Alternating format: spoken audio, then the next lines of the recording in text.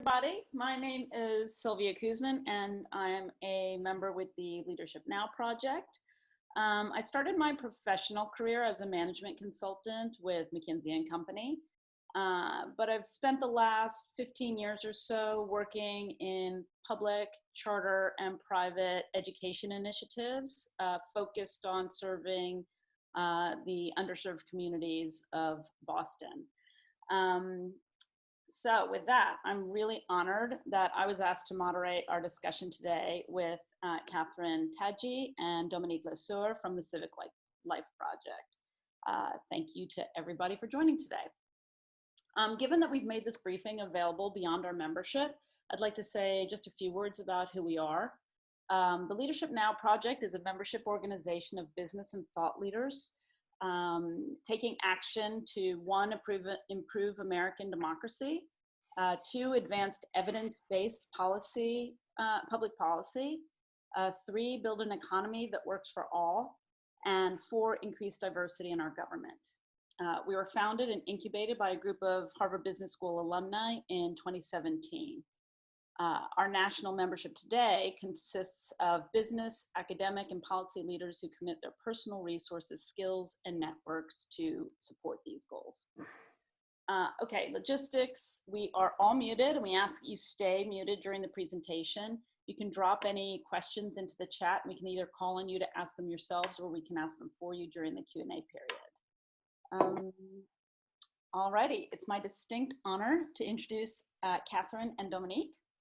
Catherine Tadji is a distinguished Emmy Award-winning producer and director of film and television and the CEO, co-founder of Tadji Lesueur Productions.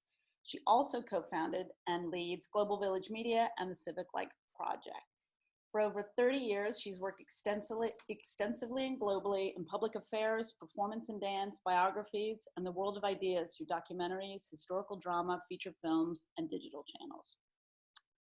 Dominique Lesueur is a film and television producer and co-founder with Catherine of production companies Global Village Media and Tadji Lesueur Productions.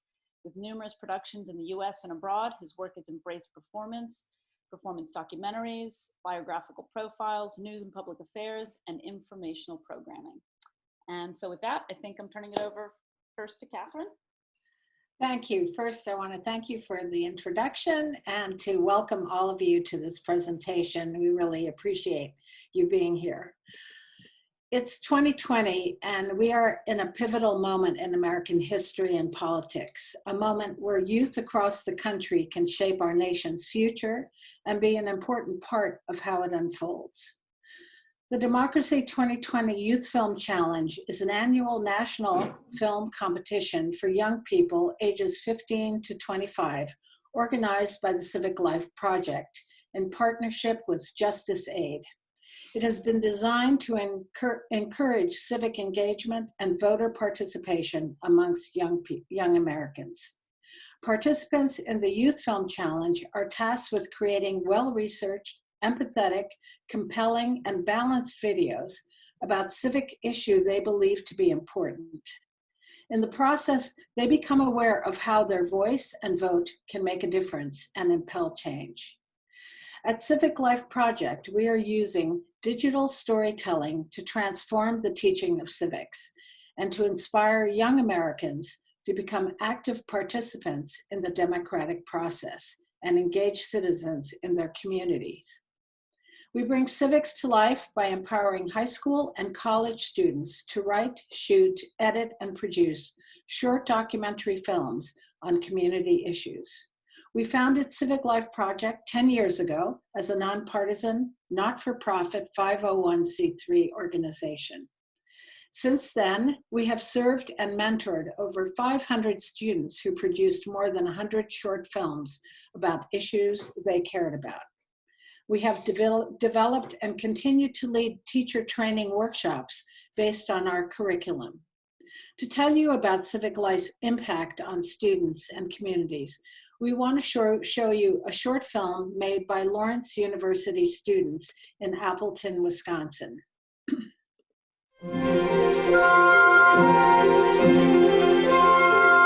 The Civic Life Project gives the community an opportunity to be exposed to issues that are in community that aren't often addressed. And some of the issues that the community is exposed to are often very uncomfortable issues. The topic of our film, the disproportionate rate of minority imprisonment, and what I found was that so many people, no matter what side of anything that they're on, really do genuinely care. I got a lot out of talking to community members and really learning about the issues that we face as a community, and it was really surprising to me to learn how much people really care about these issues. This project has actually engaged the community in a critical dialogue about what's going on and what could be done.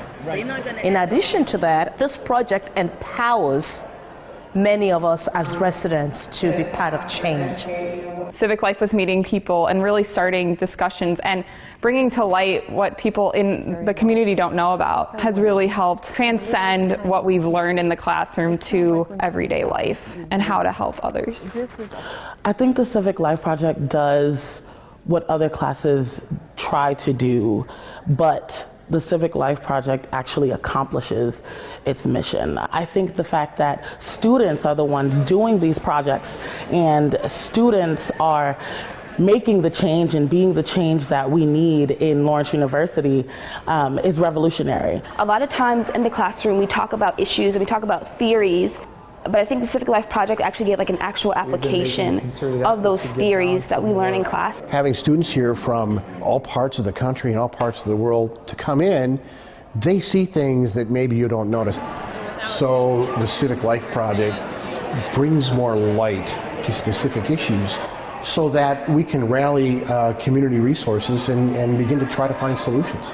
Students are finding ways through the medium of film to think about the core issues that face society today, and also trying to figure out their own voice in those problems. After taking Civic Life Project, I got to know different movers and shakers in the community, different people who advocated for social change, especially in the realm of race relations, which really interested me. I've always had a voice for myself, but I feel like the Civic Life Project gave me a medium to express it in a louder way and to express it in a way that's actually going to come off clearer to people, especially if it's like depicting two different sides of a story, or it gives you the opportunity to express yourself but also give voice to others. I have learned a lot about teamwork and communication between people and how to get something done despite any obstacles that stand in your way. I've never worked with a camera a day in my life. Learning about lighting, what a backlight is. I would have never thought that I would be able to pull together a film on software that I've never used, on equipment that I've never used within a term with two other people. I think it has definitely changed me for the better.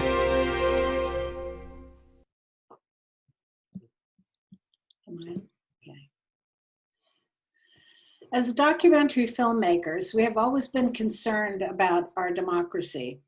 We proposed a series on democracy for public television based on Fareed Zakaria's book, The Future of Freedom. We soon realized that the audience we needed to engage in a conversation about democracy were young people who seemed to be the most alienated from our current political system. After meeting with many college and high school students and faculty, it became clear that the best way to reach young people was not to produce a series for PBS, but to have them create short films. Issues of concern range from environmental issues to First Amendment rights, gun control, the prison system, LGBTQ, voting rights, and women's rights, just to name a few. Our country is again facing racism and tragic divide between police and minorities. We thought we would share 3 short excerpts of student films on an issue very central to them. African Americans only make up 6% of Wisconsin's general population. However, they represent 48% of the Wisconsin prison population. Wisconsin is #1 for imprisoning Black males per capita in the entire nation. How do we understand and begin to address this disparity? This is nothing new. I personally am a formerly incarcerated person. I did 3 prison terms. I was sentenced to a federal prison, actually out of the state of Wisconsin, for 4 years. I worked in receiving, and every week, week after week, busload after busload of predominantly young African-American boys coming into that prison with 25, 30, 40 years for drugs. And it just troubled me.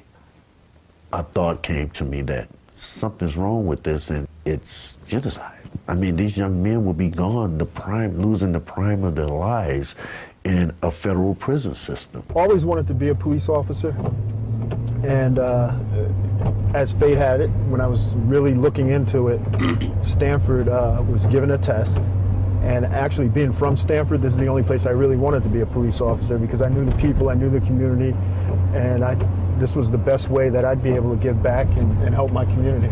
During the interview, we surprised the officers with recorded messages from other Stanford Academy students. Let's imagine you are addressing a police officer. Look straight at the camera and talk to him. What do you want to say? I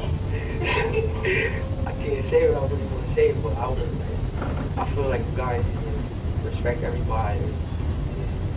Don't abuse the power of your badges, because if you do, then it's gonna turn out to a bad situation. Another person is gonna get taken off the earth. You gotta prove to us that some of y'all good, and we gonna prove to you that some of us aren't bad at all. It's just because somebody does one thing bad doesn't mean that all of us gonna do the same thing, because we're not all the same. I mean, I feel like as a cop, you should be more inspiring to the youth than mean or, you know, like just aggressive. It's not the way to go. It's just, you know, for the most part with youth, you should just try to inspire them to do bigger and better things with themselves. Do you have any feedback after what you just watched? Yeah, the feedback I'd like to say is to let everybody know I heard what they said, and I'll take it to heart, and I'll listen to what they had to say, and I'll make sure the people who work for me and myself will do better. Pre-trial detention is when someone is held in jail prior to a trial because they cannot afford bail. You can't resolve a case the day it's brought into court. There's no instant justice, so it takes time. Teron Brown is a student who attends Stanford Academy. In the fall of 2016, he was arrested for second-degree robbery and conspiracy to commit second-degree robbery. Well, when they first spoke to me when I was in my holding cell, they told me my bail was $150,000. I was an 18-year-old kid. I live with my mother. Like, where would I get $150,000 from?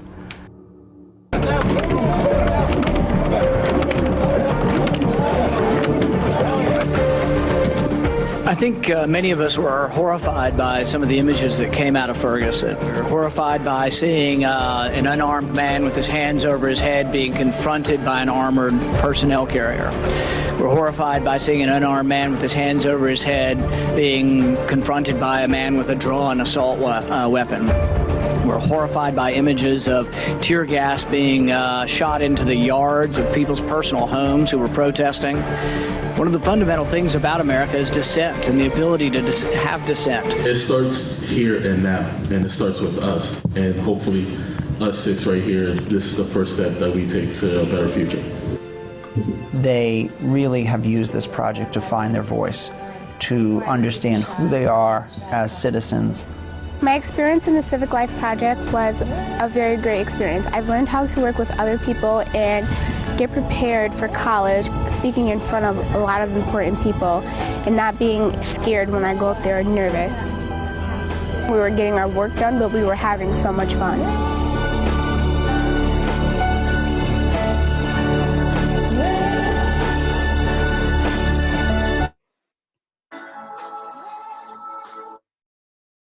So it's actually been a really wonderful experience working with high school and college students, because what we realize is that it seems to us that it's the least prejudiced generation that ever was. And from the beginning, an important part of it was for students to show their films at the end of the year to the community.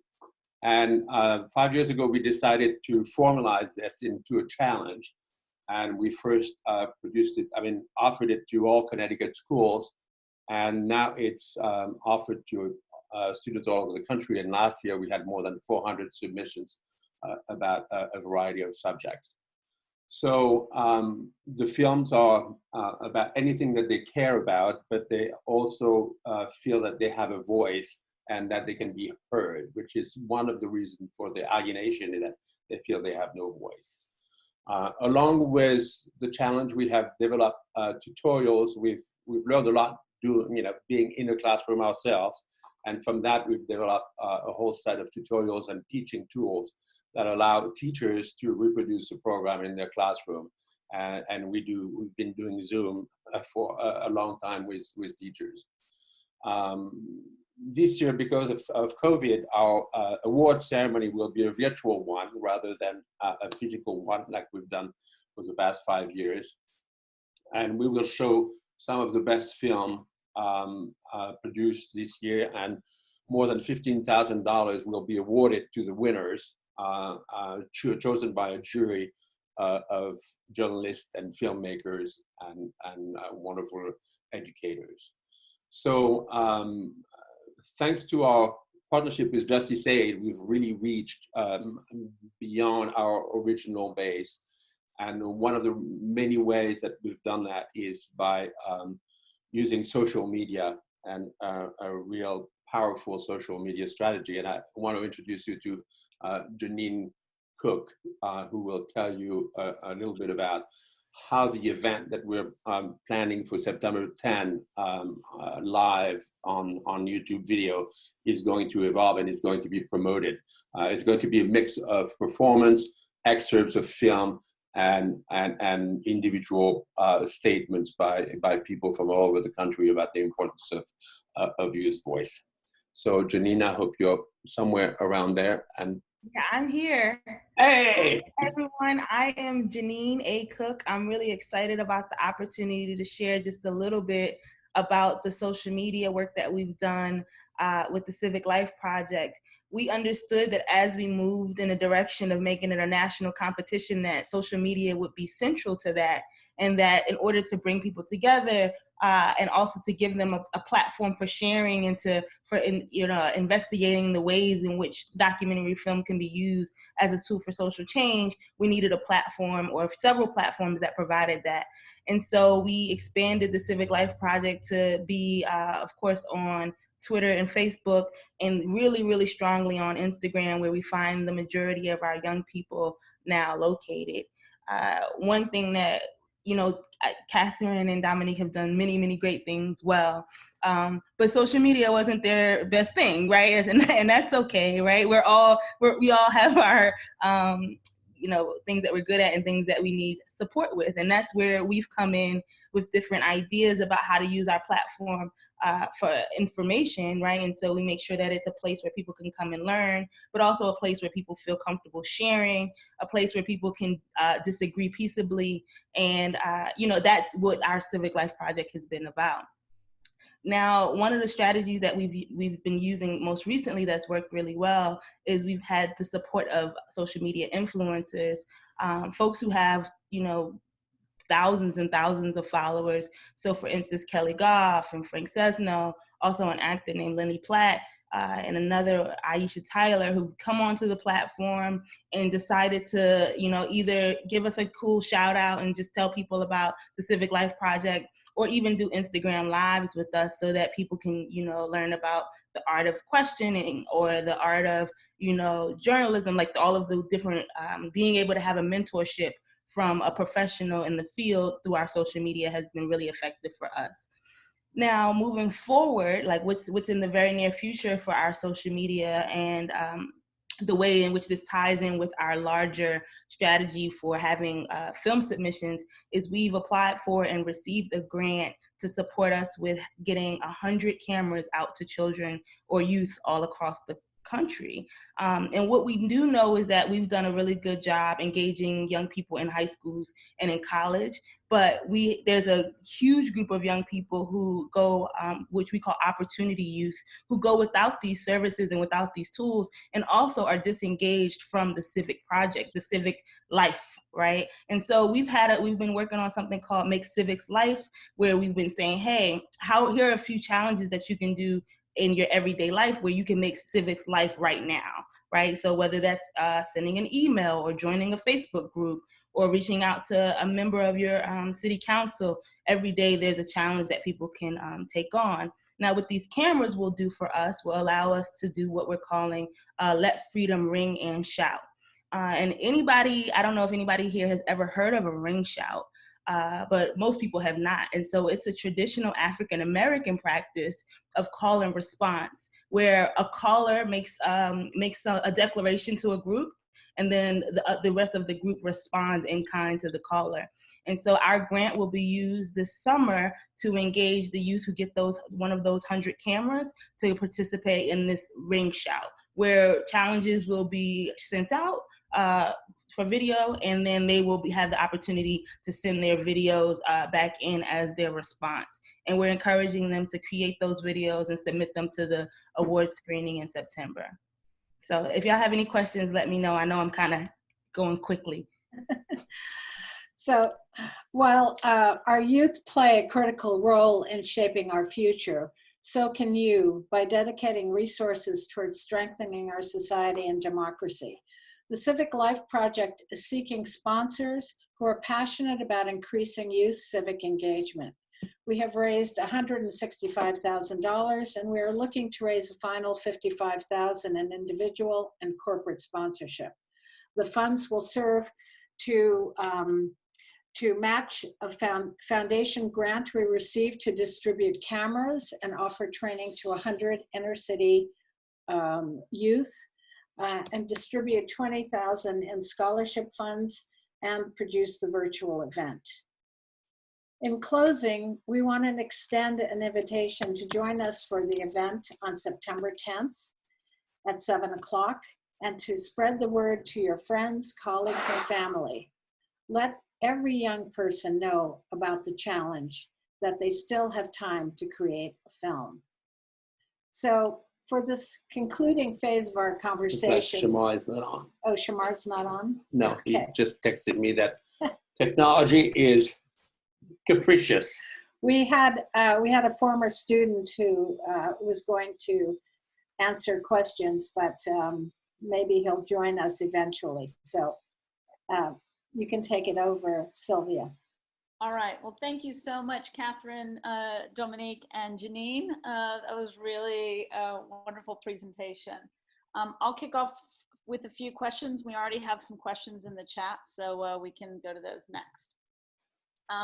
So my first question is really about what you think the connection is between the civic engagement that arises from the students as they're engaging in these projects, in terms of getting others out to vote and getting themselves out to vote.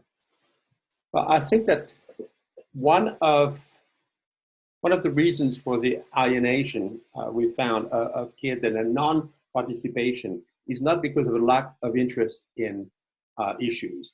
They're very passionate about issues such as environment and equality and racism. But there's a disconnect between what they see at the political level and the lack of dialogue that we're stuck in, red, blue, black, white, good, evil, which they don't relate to. And so there's both a lack of understanding of how the process works, but also a lack of trust in the process. And I think that by giving them a voice and by giving them a chance to express what they care about and having adults listen, it gives them a sense of empowerment and a sense that they have a role to play. And that change is only going to happen if they participate in the system. Janine, do you want to add anything to that? I thought Dominique said it really well, honestly. Yes. Thank you, Janine. Yeah, that reflects a lot what I see in the communities and the students that I work with as well. So that really resonates. Thank you. And can you, I think Janine already answered this question, which was about the Freedom Ring and Shout program. Is there anything more you want to say about that inspiring program, or have we covered everything you wanted to say about that?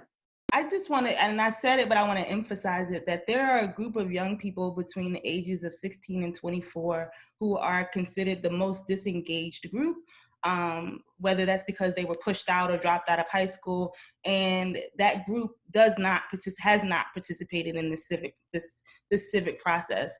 And it's to our advantage to engage them and to give them tools to participate, because they will make a huge difference, especially in many states that youth are going to be the deciding factor. Sylvia Shamar has just shown up. Oh, wonderful. Hi, Shamar. Hi, Shamar. How are you?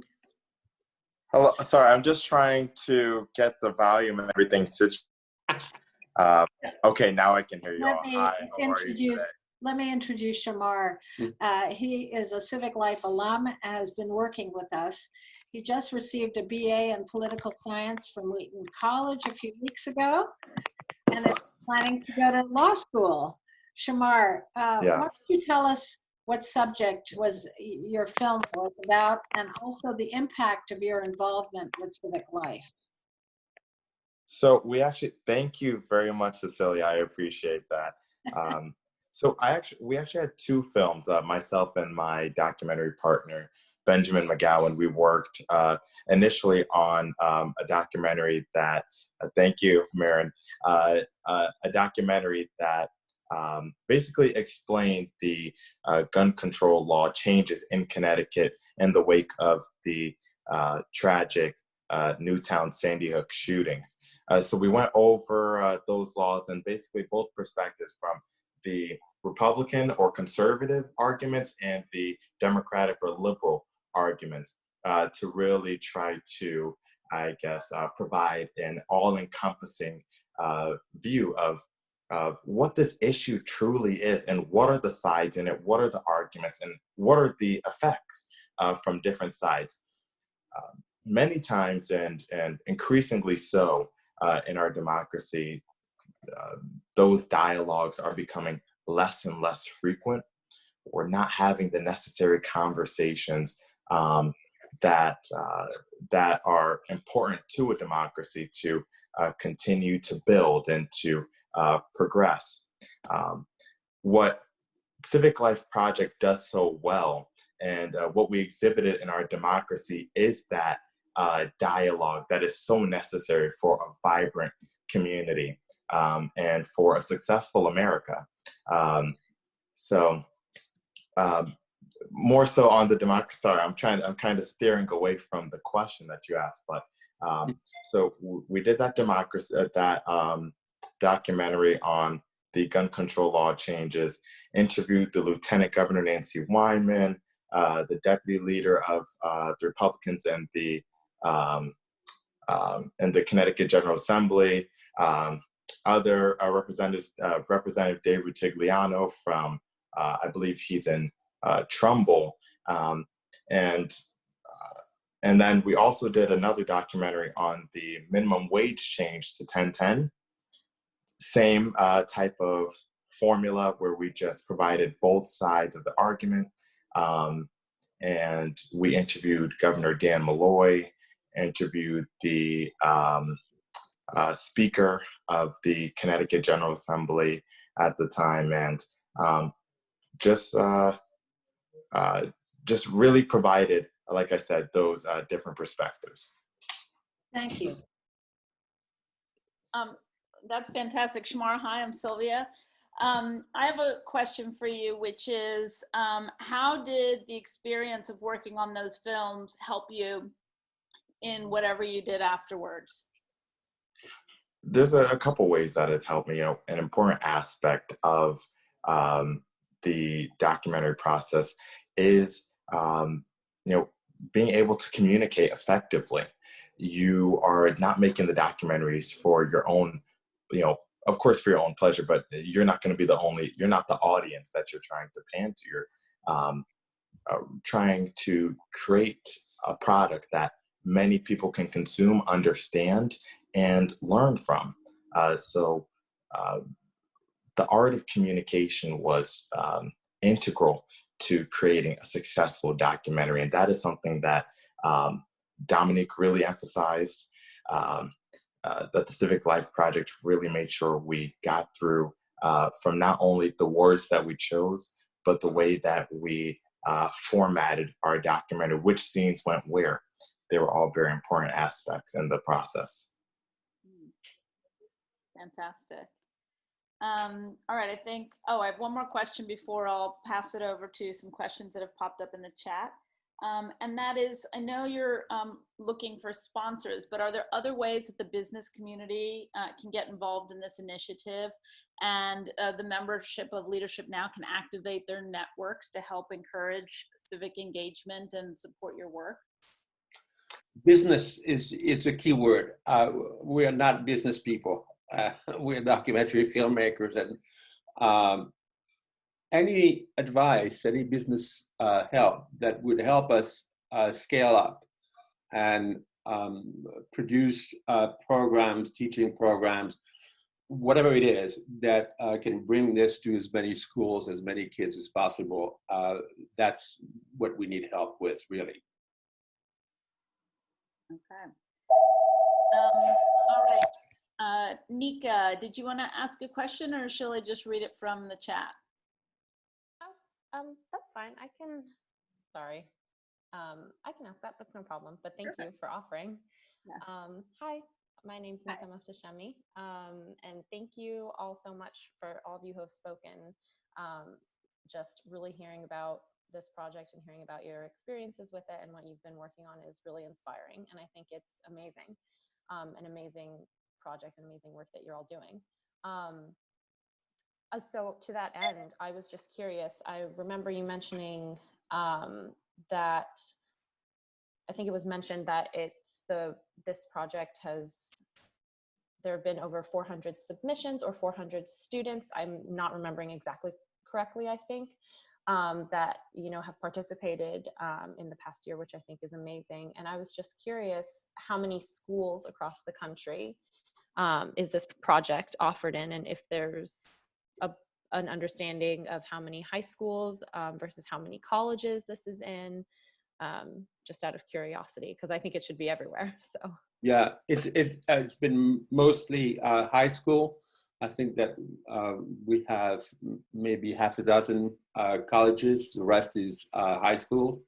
Mm-hmm. And we have offered training to about 30 high school teachers, mostly social studies, also civics teachers, who have done the program in their classroom. And then there are a number of teachers or students who make the film themselves, who probably access some of the material, our material online, but we don't have any real exchange until they submit their film. I see. That's awesome. Great. And then Marin, would you like to ask your question? Hi, thank you. And thank you for this presentation. So I would love to know if you have, other than the examples that we've heard today, data or many stories of what some of your students have gone on to do after they participated in the challenge. Yeah, we have both anecdotal stories, testimonials from students who participated.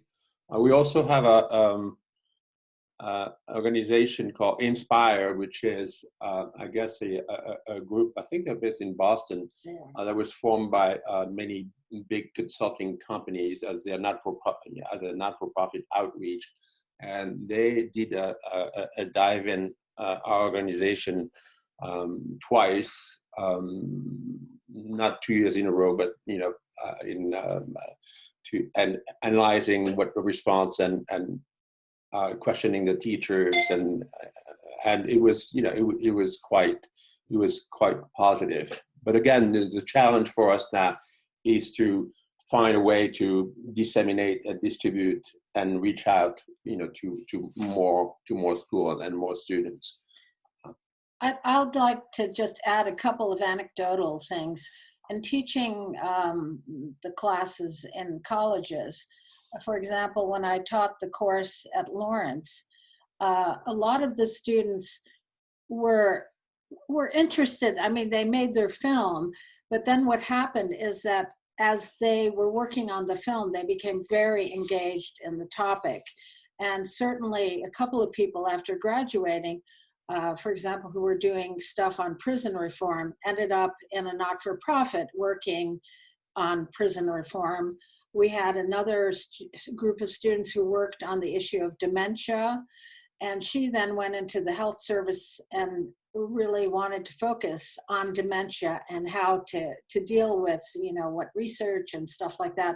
So there's been, I think for many students, especially in college, when you get like juniors or seniors who are thinking about the future and they're sort of adrift and don't have a sense, many of the students that I've worked with have ended up going into the field that they made the film about. Now, in high school students, what has happened is that we found a number of students who were very disengaged in high school and who were ready to sort of drop out. The program for them became something that they could really get engaged and relate to. And so I'd say about 4 of our students that we actually taught ourselves ended up, they were sort of written off. They were going to be dropouts. They ended up coming to school just to do this class.